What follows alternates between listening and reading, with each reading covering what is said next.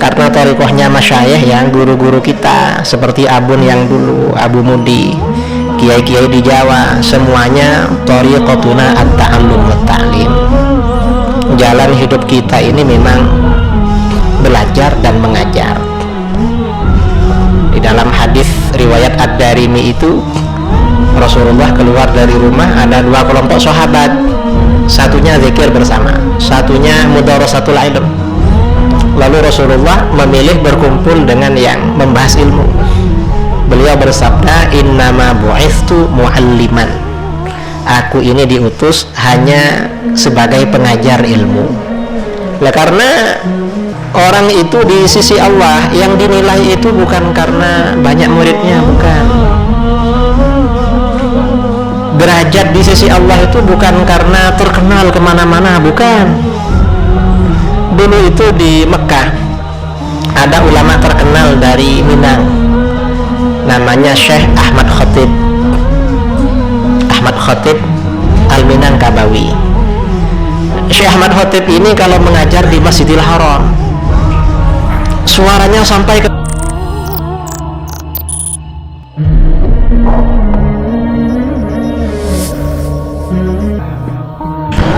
Assalamualaikum warahmatullahi wabarakatuh.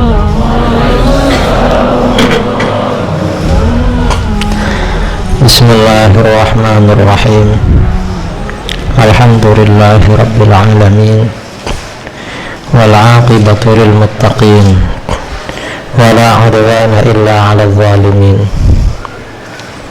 Wa shalawatullahi al-barrir rahim wa malaikatihil muqarrabin ala sayyidina Muhammadin khatamin nabiyyin wa ala alihi wa sahbihi ajma'in, amma ba'd.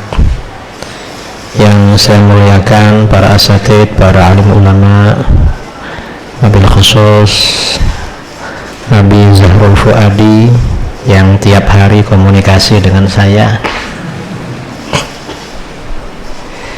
juga para tengku dan adik-adik para santri yang saya cintai. Alhamdulillah wa syukurillah, dengan takdir Allah saya bisa hadir ke tempat yang penuh barokah ini, ke majelis ilmu, ke taman surga, yaitu di Dayah Mudi Mesra Samalanga. Sebenarnya saya rencana kemarin pagi ke sini menghadiri acara walimah, cuma ketinggalan pesawat di Kuala Lumpur. Jadi ketinggalan pesawat, cari pesawat lagi yang ke Aceh tidak ada, ke Medan nggak ada, Jakarta semuanya full. Akhirnya tadi malam ke Surabaya, baru tadi pagi ke sini. Tadi malam saya juga tidak yakin akan berangkat ke sini, karena pulang dari Kuala Lumpur ke Surabaya masuk angin, gak enak badan. Biasanya pakai minyak wangi, di tas itu minyak wangi ada 5 dipakai semua. Sekarang minyak angin dari tadi yang dipakai. Sama-sama minyak, cuma beda fungsinya. Nah, beberapa hal yang perlu saya sampaikan, terutama bagi adik-adik yang ada di Dayah, bahwa Islam yang benar itu adalah Islam Ahlus Sunnah wal Jamaah. Ahlus Sunnah wal Jamaah berarti Asy'ariyah Maturidiyah. Selain Asy'ariyah Maturidiyah itu bukan Ahlus Sunnah wal Jamaah yang ada sekarang ya. Walaupun Wahabi berusaha mengaku sebagai Ahlus Sunnah wal Jamaah, dan kita menyampaikan seperti ini ya bukan takiyah, bukan apa, sungguhan. Karena ini ada orang Wahabi di Malaysia buat rekaman, katanya dia bilang Kiai Idrus itu mempertahankan Asy'ariyah karena disuruh debat membela Asy'ariyah. Sebenarnya enggak, katanya. Kita ini Asy'ariyah Maturidiyah ini memang akidah ahlul haq, akidah yang benar, akidahnya para aulia, akidahnya para ulama yang soleh, yang muktabar, para aulia yang menyebarkan Islam kemana-mana, terutama yang menyebarkan Islam kepada bangsa-bangsa Asia Tenggara, khususnya bangsa Indonesia. Itu akidahnya Asy'ariyah Maturidiyah. Kita sejak awal masuknya Islam dulu, di dalam fikih mazhabnya Syafi'i, di dalam akidah mazhabnya Asy'ari, tasawuf mazhabnya Junaid al-Baghdadi. Kalau thariqahnya bermacam-macam. Kalau di sini Naqsyabandiyah Khalidiyah.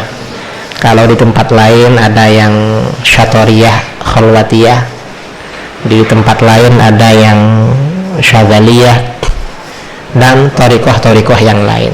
Tapi mazhabnya Junaid al-Baghdadi. Nah, suatu hal yang perlu kita tahu, perkembangan umat Islam sekarang ini di mana-mana semakin banyak hal-hal yang tidak karu-karuan. Apa tidak karu-karuan itu? Ya tidak bagus lah. Mungkin sesuai dengan hadis riwayat Bukhari Muslim dari Anas bin Malik radhiyallahu an, Rasulullah sallallahu alaihi wasallam bersabda, "Ma min yaumin yamurru illa wallazi ba'dahu syarrun minhu atau syarrun mimma qablahu." Tidak ada satu hari yang berjalan kecuali hari berikutnya pasti tambah kritis, tambah jelek, tambah buruk. Ini dalam apa saja?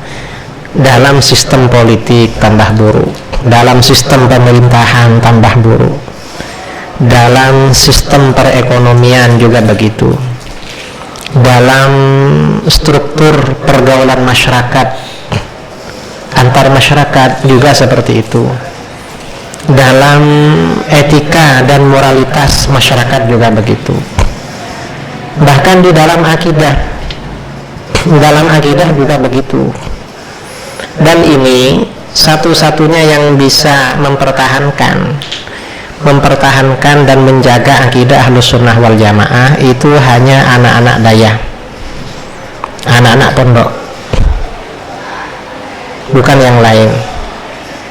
Yang lain itu tidak bisa mempertahankan, karena di pondok, di daya ini dibangun karakter keikhlasan, berbakti kepada guru tanpa pamrih. Ini semuanya ikhlas. Setelah di masyarakat besok biasanya juga diterapkan sikap-sikap keikhlasan itu. Karena orang-orang yang sekolah umum tidak ada begitu, tidak ada keikhlasan itu, tidak ada. Karenanya kalau adik-adik pulang ke kampung, biasanya yang siap baca talqin, yang siap mimpin tahlil itu kan anak-anak daya, siap walaupun tanpa dibayar. Cuma sekarang sudah mulai dibayar ya, siap ikhlas memandikan mayit atau apapun. Nah, ini anak-anak daya. Nah, kemudian sekarang ini perkembangan ideologi akidah Ahlus Sunnah wal Jamaah ini luar biasa.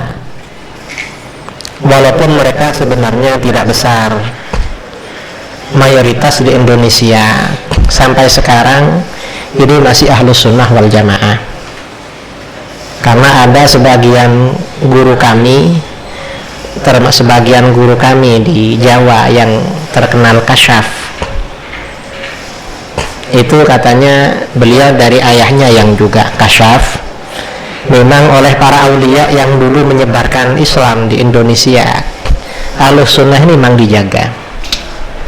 Beliau-beliau dari alam arwah ya juga ikut menjaga. Tapi bagaimanapun kita yang hidup ini harus berjuang, harus berusaha mempertahankan.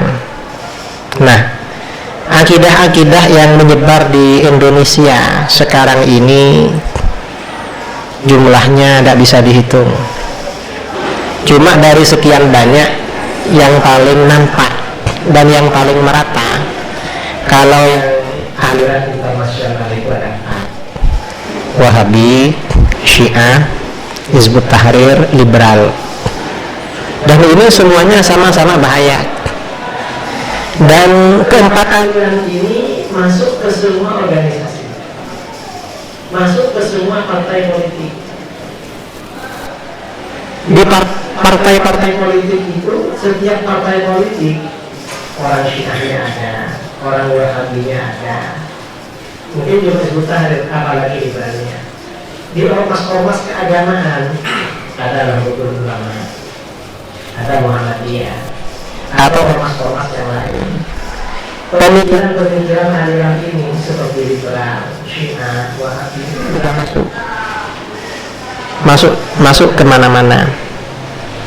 Mengapa masuk kemana-mana ini? Karena berarti ormas-ormas seperti Nahdlatul Ulama yang didirikan sejatinya memang untuk menyebarkan dan menjaga Ahlus Sunnah wal Jamaah itu sangat kebobolan. Jadi banyak lubang-lubang yang menjadi celah masuknya aliran-aliran itu. Pada malam Sabtu, jadi pada malam Sabtu kemarin saya rapat pengurus cabang Nahdlatul Ulama di daerah saya. Saya itu di cabang NU jadi wakil Rois Syuriah, cuma jarang aktif.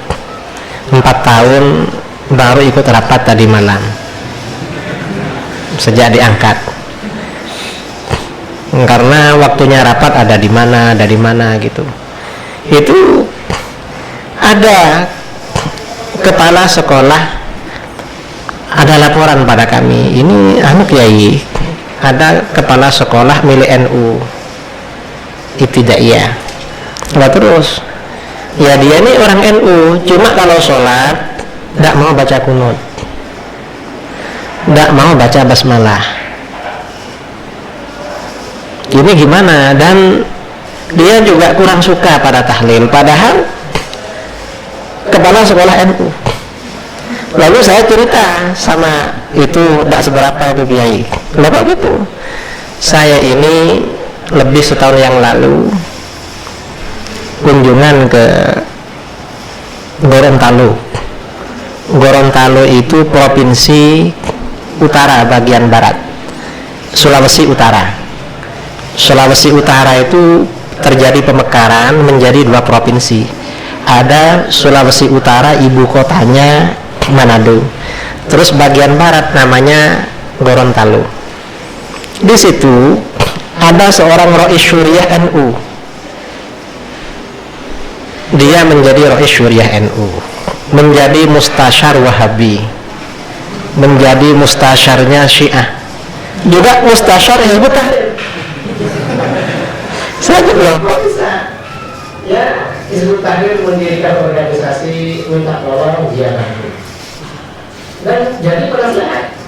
Wahabi mendirikan organisasi minta tolong, dia bantu juga. Jadi penasehat.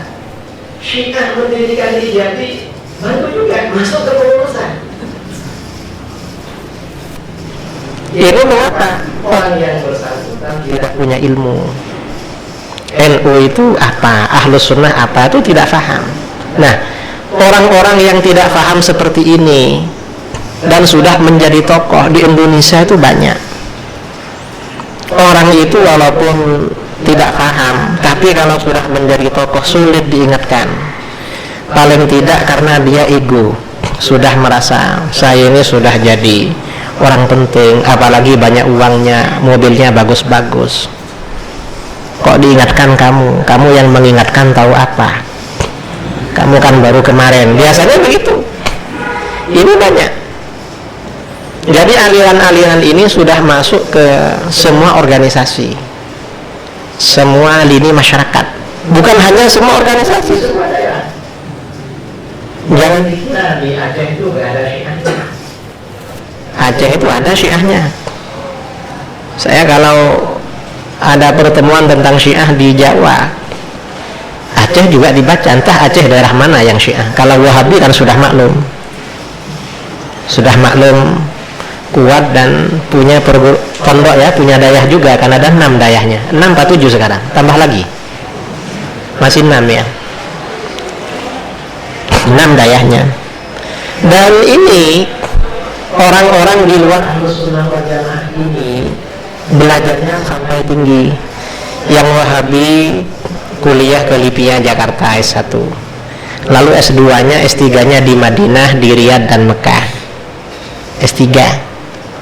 Yang Syiah belajar di Jakarta, setelah dari Jakarta nanti S2 S3 ke Iran, pulang jadi doktor.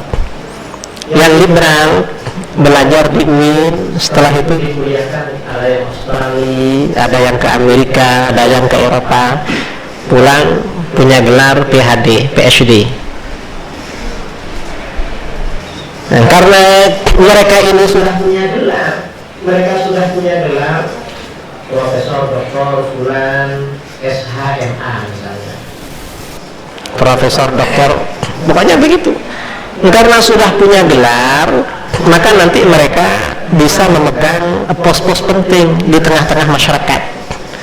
Ya diundang kuliah umum, diundang ceramah. Karena gelar, sekarang ini orang banyak memandang gelar. Akhirnya yang disampaikan, yang Wahabi menyebarkan faham Wahabi, yang Syiah menyebarkan faham Syiah, yang liberal menyebarkan faham liberal, yang HTI menyebarkan faham HTI, yang aliran-aliran lokal seperti Wahidiyah, seperti LDII ya, dan wa ashabuhu wa ikhwanuhu wa akhawatuhu, dan yang sealiran dengan mereka ini juga menyebarkan ajaran-ajarannya. Nah, itu yang akan kita hadapi besok. Karena mengapa perlu saya sampaikan ini? Karena kadang-kadang adik-adik yang ada di dayah ini tidak dengar bahwa kitab-kitab yang kita pelajari itu kitab apa yang sekarang tidak dikacau sama mereka. Maksudnya tidak dikacau itu nama baiknya dirusak di tengah-tengah masyarakat. Mulai dari kitab akhlak seperti Ta'lim Muta'allim, kitab tentang suami istri Uqudul Lujan, apalagi kitab-kitab fikih, apalagi kitab tasawuf Ihya Ulumuddin, atau kitab-kitab yang lain.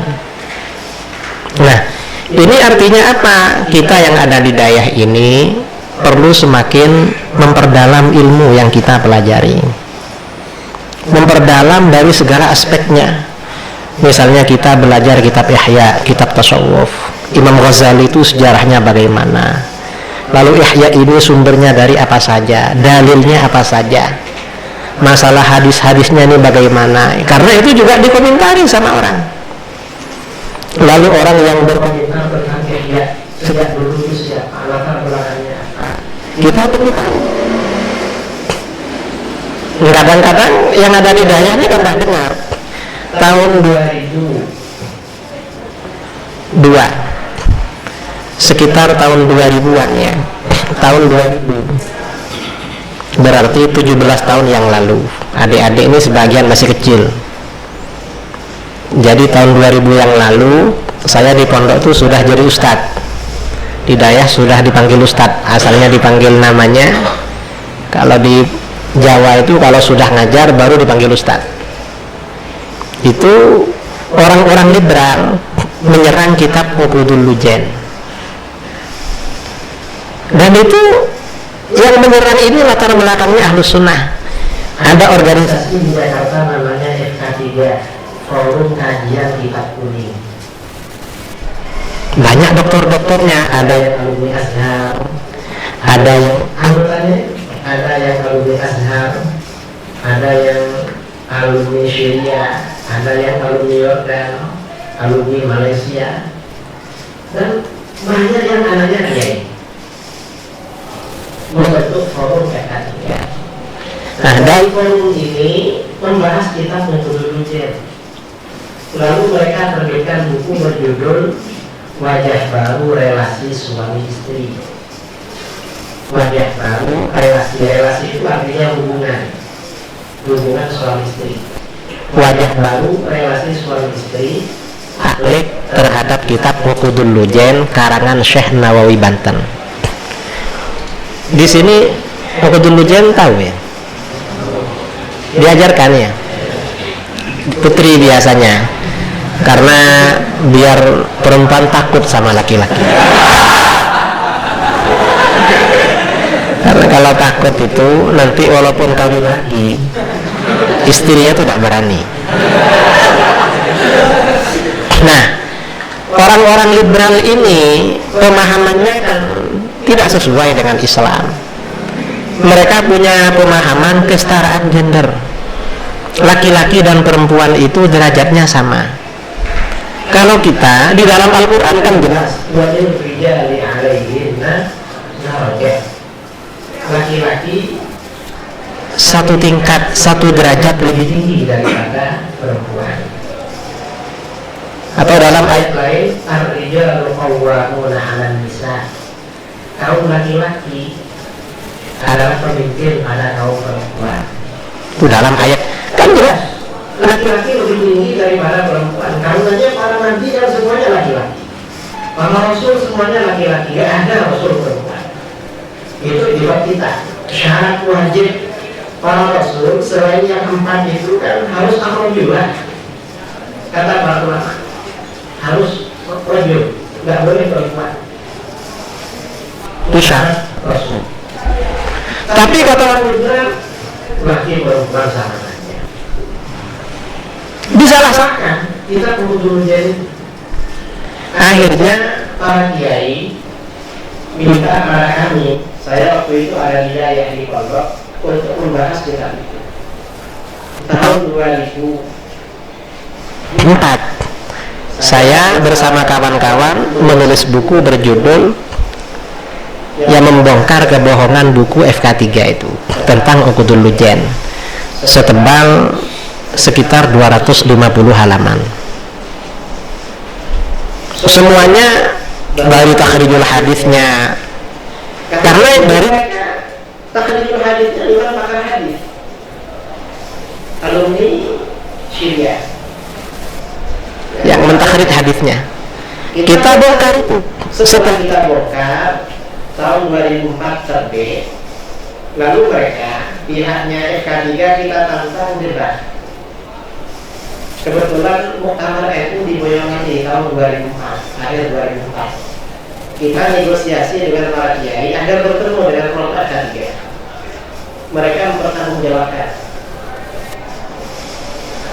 Ternyata tidak berani. Mereka menyatakan tidak berani katanya. Karena jawaban dari kita yang dari daya.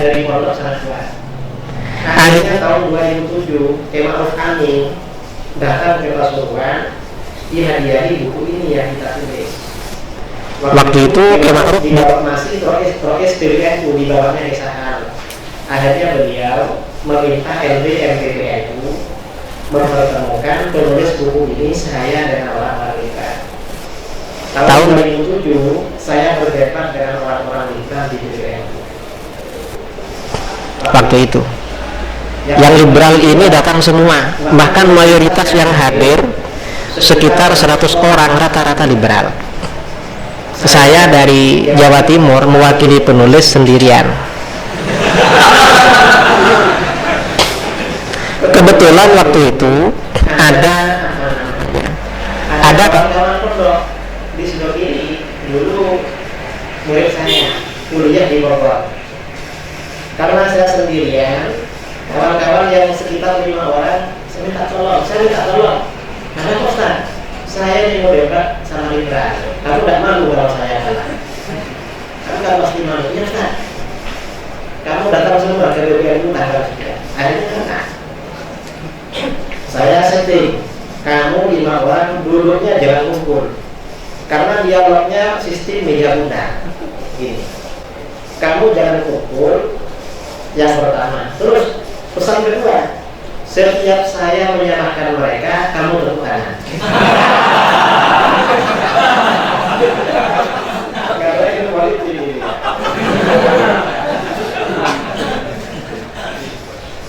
Jadi sudah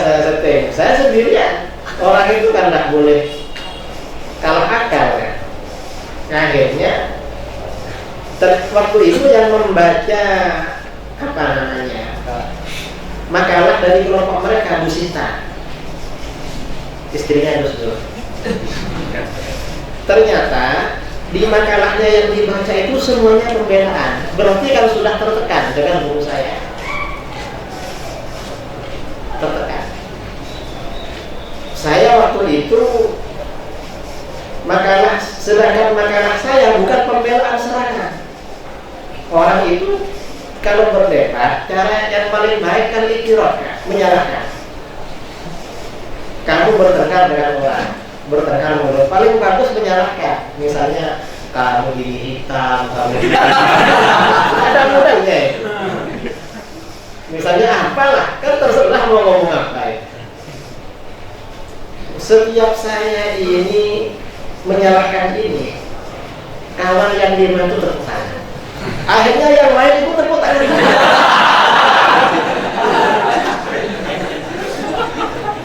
Mereka tidak terasa kalau ini memang kita kerjain mereka. Saya waktu itu baca makalah 3 lembar, isinya menyalahkan semua. Setelah menyalahkan itu, dan memang mereka tertekan dalam dialog selama 3 jam lebih karena mereka pembelaan terus, banyak ya poin-poinnya. Memang saya kejar terus, pokoknya setiap sampai yang dokter hadis itu bilang begini, ini Ustadz Idrus ini paling-paling cuma lulusan sanawiyah, bilang begitu. Saya ini dokter hadis, saya ini dosen di 11 Pasca di Jakarta, mahasiswa saya calon doktor hadis semua. Bilang begitu. Ini apa gelarnya? Ada katanya.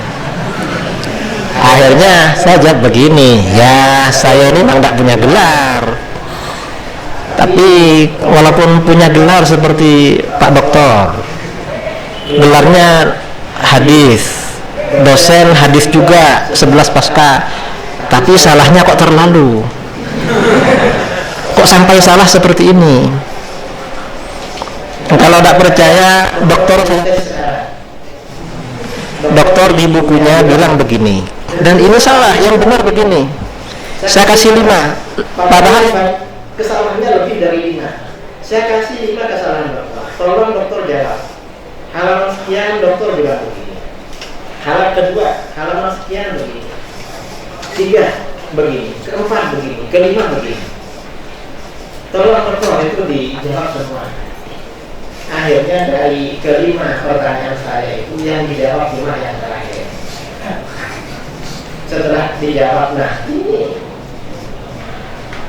beliau ini katanya dokter tapi mengecewakan. Berapa dosen 11 Pasca mengecewakan? Kesalahannya fatal. Dan saya tes 5 pertanyaan tidak bisa jawab.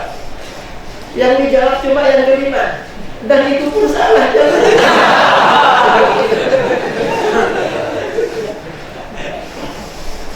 Ada mintanya tuh ada pulang dari Jakarta. Saya waktu itu menikah baru dapat 1 tahun. Saya pamitan sama istri saya ada undangan di Jakarta. Undangan apa? Kamu kok bisa diundang ke Jakarta? Ya adalah kumpul-kumpul. Saya tidak bilang mau debat. Pulang dari Jakarta, istri saya penasaran, karena kamu itu apa acaranya di Jakarta? Kamu ini kok mau tahu saja? Ya masa saya istrinya tidak boleh tahu katanya. Bang, istri saya juga alumni Dayak. Kita foto dulu. Lengkap maknanya.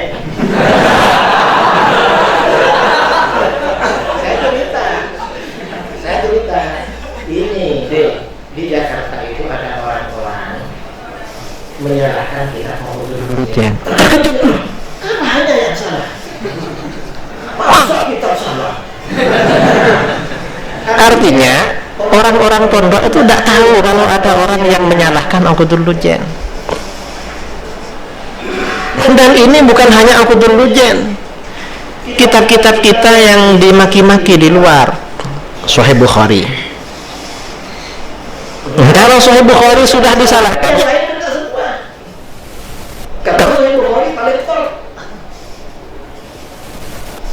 Ihya Ulumuddin. Kalau kitab Ihya sudah salah, apa lagi? Semuanya salah. Aqdul Lujen disalahkan. Nah, ini pemikiran-pemikiran liberal, pemikiran-pemikiran sama lah dengan Wahabi. Kalau Wahabi ini banyak berbeda dengan kita masalah akidah ketuhanan, karena Wahabi ini kan apa namanya?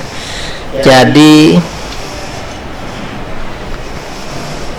perbedaannya dengan kita, mereka buat konsep sendiri namanya tauhid bagi tiga: rububiyah, uluhiyah, asma wa sifat. Kalau rububiyah, uluhiyah ini kontra dengan masalah wasilah, istighatsah, tawassul, tabarruk, kan itu. Kalau asma wa sifat kontra dengan sifat 20. Nah, mereka berusaha mempertahankan teorinya itu dengan dalil-dalil dari Al-Quran, hadis, dan akal. Dan mereka juga berusaha menjalankan akidah kita dengan Al-Quran, hadis, walaupun tidak sesuai dengan yang didalilkan. Nah, ini artinya apa? Berarti kita yang ada di daya ini harus benar-benar siap, karena kita ini menjaga akidah keluarga kita nanti di kampung, atau masyarakat kita, atau menjaga akidah umat kita. Itu yang kita pertahankan. Nah, sekarang itu apa yang nggak disalahkan sama Wahabi? Disalahkan semua.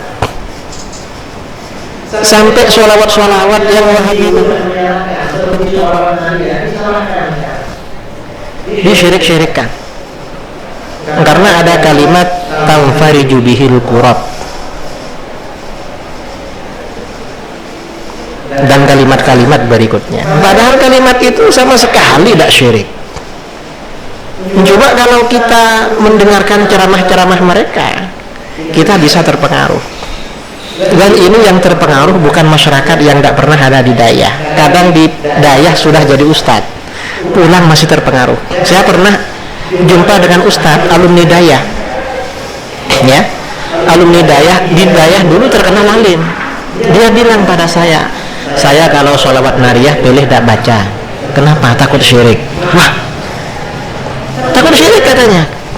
Berarti kamu ini lebih hebat dari guru kamu, karena guru kamu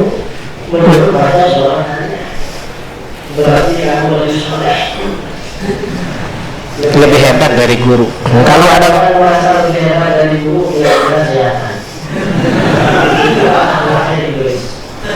Nah, ajaran-ajaran Imam Ahlus Sunnah ini kan merubah akhlak manusia seperti akhlaknya iblis.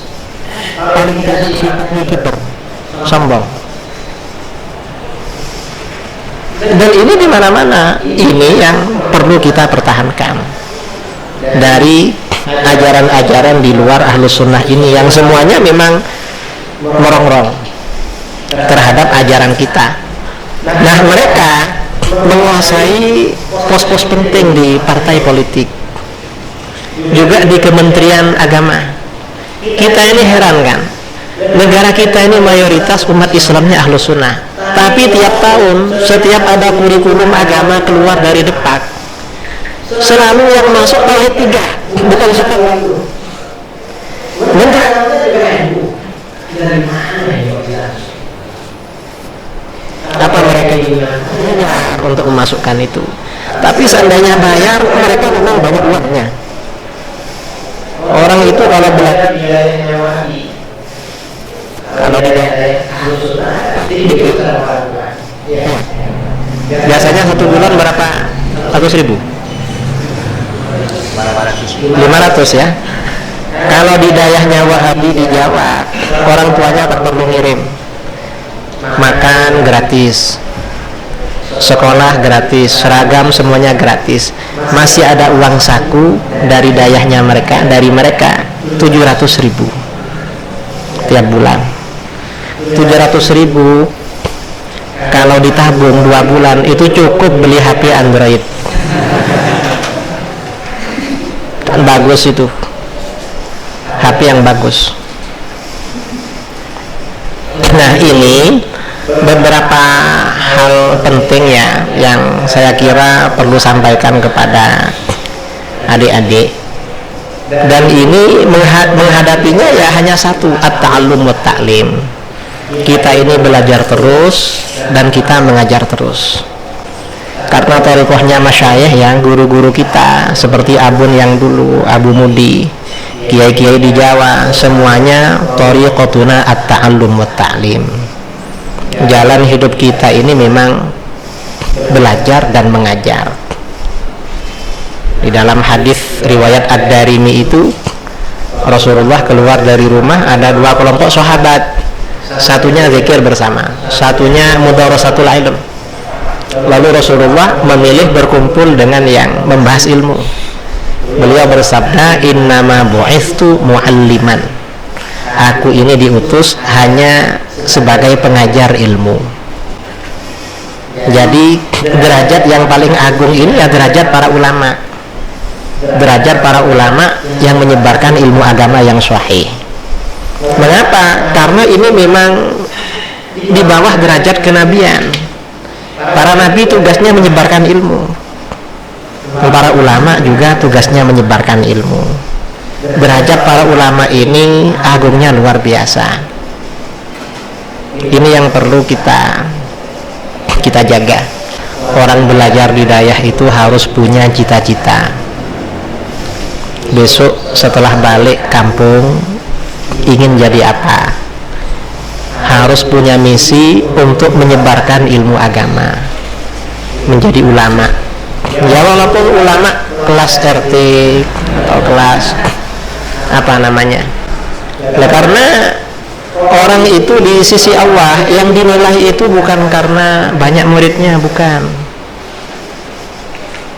Derajat di sisi Allah itu bukan karena terkenal kemana-mana, bukan. Dulu itu di Mekah ada ulama terkenal dari Minang, namanya Syekh Ahmad Khatib Al-Minangkabawi. Syekh Ahmad Khatib ini kalau mengajar di Masjidil Haram, suaranya sampai kemana-mana tanpa mikrofon, dan jamaahnya banyak. Kalau di murid-murid dari mana-mana, kalau bahagianya beliau akhirnya beliau istiqarah. Karena ulama yang mengajar dari mana itu semuanya sama-sama kalau gitu. Kalau ini berkata siapa di antara ulama yang mengajar di Masjidil Haram ini yang paling afdal menurut Allah, yang paling tinggi derajatnya di sisi Allah menurut Allah. Setelah istikharah, Syekh Ahmad Khatib ini bermimpi Rasulullah Shallallahu Alaihi Wasallam. Dalam mimpi itu Rasulullah berpesan, yang paling afdal yang ngajar, yang paling afdal adalah ciri-cirinya begini, mengajar di dunia ini. Waktunya adalah kasar, waktunya apa gitu. Akhirnya penasaran, siapa orang seperti ini kok tidak dikenal. Setelah diteliti, ternyata orang ini muridnya hanya 1 orang. Dan yang diajarkan apa? Yang diajarkan cuma Al-Quran. Setelah muridnya ini selesai, khatam, sudah bagus, baru menerima murid lagi. Ternyata ini yang paling afdal Allah, bukan yang kalau ceramah paling ramai yang datang, bukan itu. Nah, kalau yang paling afdal itu karena paling ramai. Di lapangan kalau ada konser itu paling ramai. Kalah kan ya. Abu-abu tengku-tengku sama artis-artis tuh kalah keramat, kalah jamaah. Tapi kan bukan itu. Nah, ini artinya apa? Kita yang ada di daya, ada di pondok harus punya misi. Besok setelah pulang punya misi untuk menyebarkan Islam Ahlus Sunnah wal Jamaah. Kitab-kitab yang kita pelajari dari guru-guru di daya kita sampaikan ke masyarakat. Dan jangan dikira sekarang ini abu masih banyak, tengku-tengku masih banyak. Di sini yang banyak. Yang ramai itu di sini. Tapi di tengah-tengah masyarakat, kadang masjid tidak punya ustadz, tidak punya tengku yang Ahlus Sunnah, direbut sama Wahabi. Setelah direbut, kita gaduh marah-marah. Ya apa yang direbut? Dulu ditinggal. Dan Indonesia ini lebar di mana-mana. Saya awal bulan kemarin undangan ke Kayung. Saya pakai sarung begini. Saya pakai sarung, pakai baju. Karena habis itu dari Jogja, malamnya pengajian di Jogja, pagi langsung ke Kalimantan Barat. Pas waktu maghrib berhenti mau sholat. Satu masjid itu tolak-tolak, masjid kampung itu yang mau jadi imam. Hanya saya mungkin karena pakai sarung, pakai baju putih waktu itu. Kalau ini kan pakai baju bukan putih. Karena kemarin saya itu sudah 3 hari yang lalu saya kirim pesan sama Abi Zahrul, saya mungkin tidak bisa datang ke Mudik. Ya Kiai tidak apa katanya. Saya dari KL mau langsung balik, jadi cuma bawa baju cuma satu. Sampai di Kuala Lumpur, Tubul Kau ini telepon sama orang-orang Aceh di sana. Loh, terus gimana? Tidak jadi ke Aceh. Ini sangat ditunggu di Aceh. Pokoknya harus datang katanya. Saya tidak bawa baju, akhirnya akan pakai baju ini kan, tidak pakai baju putih. Nanti ini kalau sudah kotor tidak ada lagi baju ini. Mungkin karena agak rapi, akhirnya sama masyarakat disuruh jadi imam di Kayung itu. Nah, saya berpikir, oh berarti banyak daerah-daerah yang tidak ada kiainya, tidak ada tengkunya, tidak ada ustadznya, walaupun hanya sekadar untuk menjadi imam. Jangan dikira orang yang seperti kita ini banyak, jangan.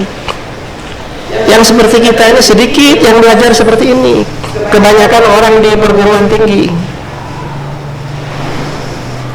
Orang-orang masyarakat sekarang ini perhatian pada daya, pada pondok itu sangat minim, terutama setelah masa-masa reformasi tahun 99. Orang-orang sekarang itu ya, kalau orangnya kaya, anaknya disekolahkan.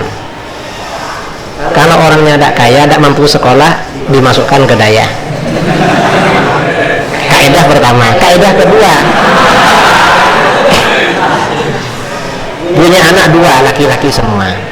Satunya cerdas, perguruan tinggi. Satunya agak cerdas, masuk daya. Kaidah kedua. Kaidah ketiga, ya, punya anak 2, satunya berdia, baik perguruan tinggi.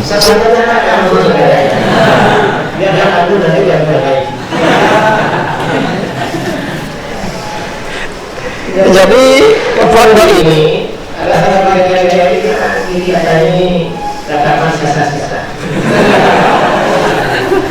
secara ekonomi sisa-sisa kecerdasan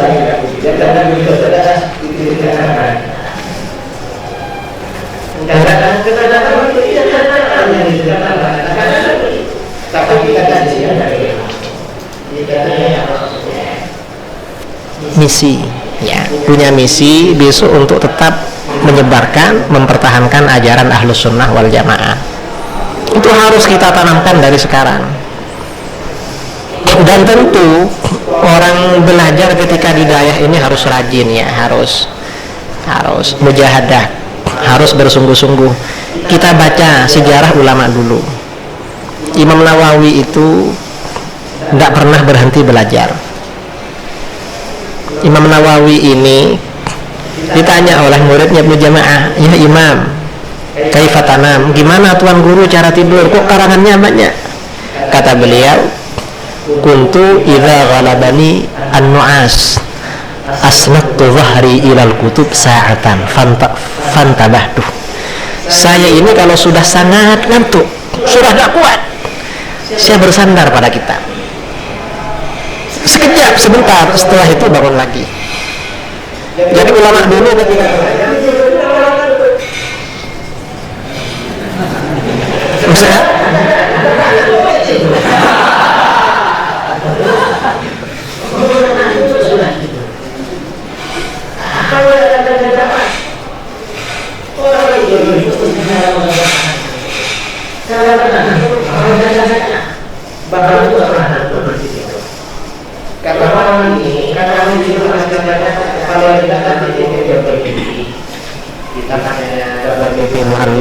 bermimpi apalah.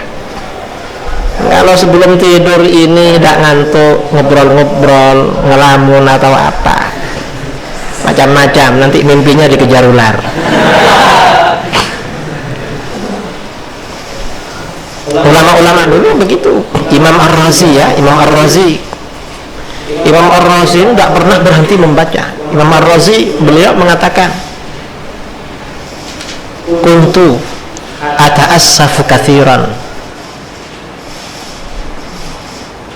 ala fauti minal mutala'ah waqtal akli fa innal waqta waz zaman aziz. Saya ini sangat menyesal tidak bisa belajar pada waktu makan. Kalau waktu makan saya tidak bisa belajar, karena waktu ini sangat mahal, sangat mulia, sangat mahal. Jadi Imam Ar-Razi ini artinya tidak baca kitab waktu makan saja. Selain itu beliau mutalaah terus. Jadi hidayah ini yang rajin mutalaah. Apalagi kitab sekarang itu mudah diperoleh. Perpusnya ya, saya lihat maktabah di LBM itu lengkap sekali itu.